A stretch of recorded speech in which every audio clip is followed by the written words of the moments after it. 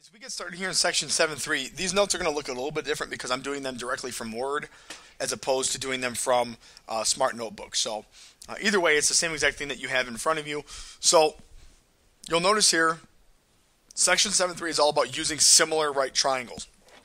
As I indicated in the previous video, our focus the entire chapter is going to be on right triangles. So we're really going to look at one primary theorem in this particular section, and that is theorem 7.5. Don't worry about memorizing that, but what it says is this: if the altitude is drawn to the hypotenuse of a right triangle, then the two triangles formed are similar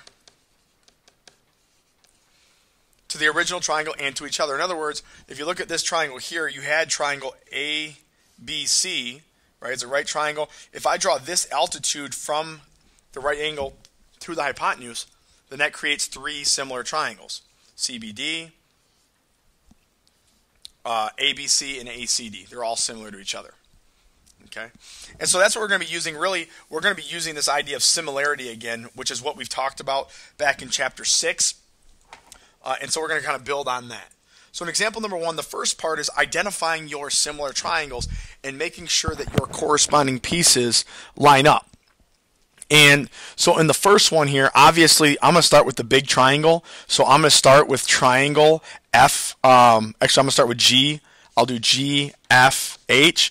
That triangle is similar. Now, if I look at this triangle, the red triangle, we know that it's similar to the original one because it's got a right angle, and it also shares angle F. Therefore, it's similar by angle.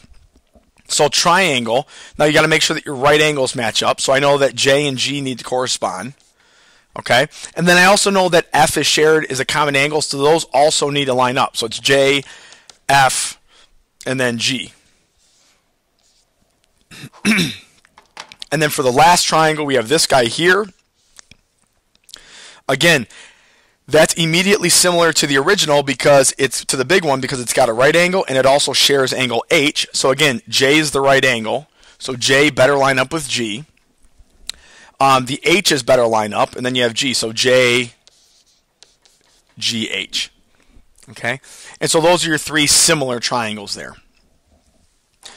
In example 2, we're going to not only identify the similar triangles, but then use that to find the length of the altitude.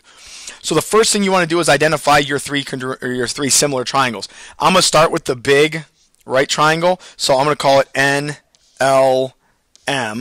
That triangle is similar to, let's see here, NLM, and then I have, as a matter of fact, you know what? For this one, let's go ahead and draw pictures.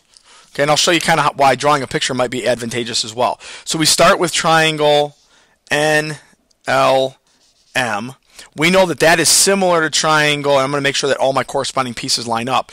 So if I'm looking at the smaller triangle here, if I'm looking at this triangle right here, I know that P needs to go with L. Okay, so this is P.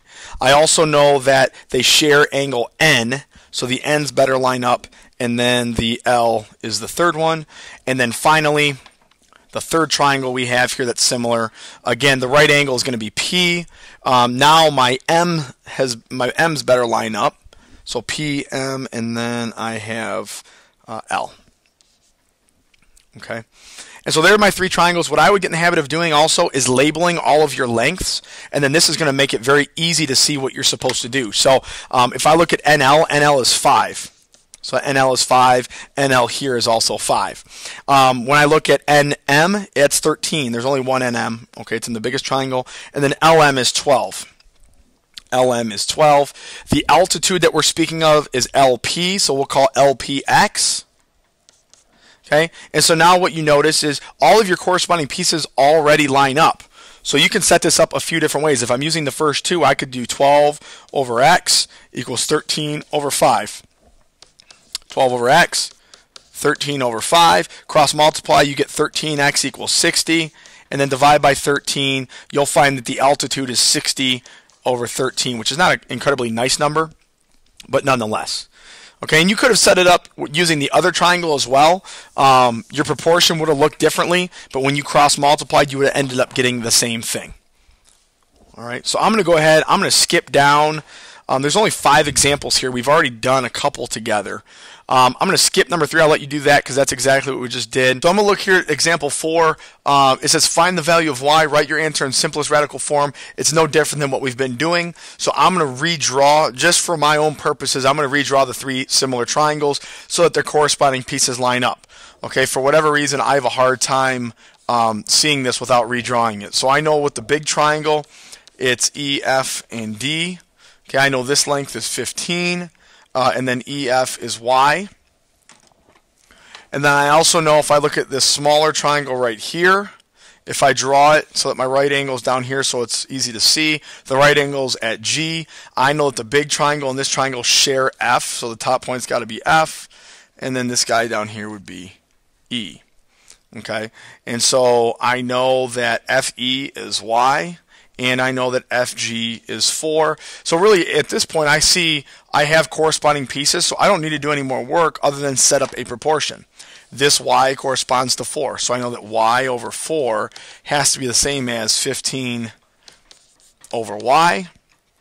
Cross multiply, Y squared is equal to 4 times 15 is 60. And then I take the square root of both sides, so y equals, now I got to break this one down, that's what, 2 and 30, 2 and 15, and then 15 breaks down to 3 and 5, so I have a pair of 2's, whoops, right there. And so finally, my final answer is going to be y equals, bring the 2 out in front, and leave the 3 and the 5 underneath the square root, so 15. So 2 square root 15 would be the value of y here.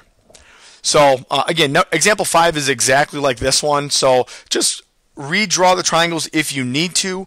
If you have the ability to conceptualize and visualize the similar triangles without redrawing them, that's fine, but for whatever reason, for me, it's always helped just to redraw the triangles. So as always, try the 2 examples I did not do on your own, and if there's any questions, we can go over those first thing in class and make sure you're all comfortable.